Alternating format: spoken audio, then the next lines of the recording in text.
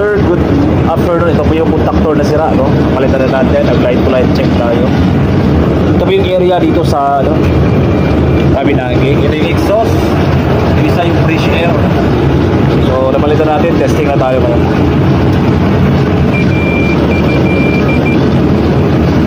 Na-start na natin yung ating motor, napalitan na natin ang contactor, no? Pero iba yung andar ng ating motor. Ito. Iba yung andar niya, no? Mahirap umikot, parang bigil.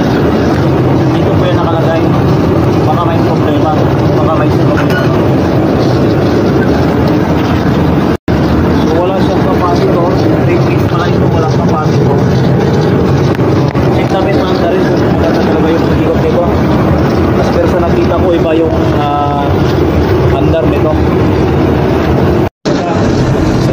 Kuha natin ang aperahay ang motor niya.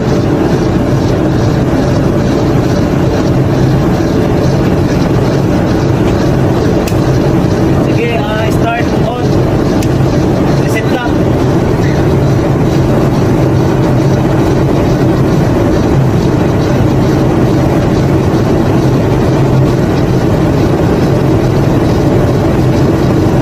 Reset.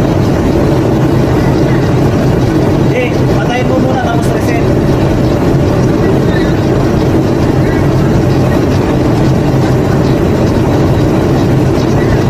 Sige sir, patayin mo muna, reset mo.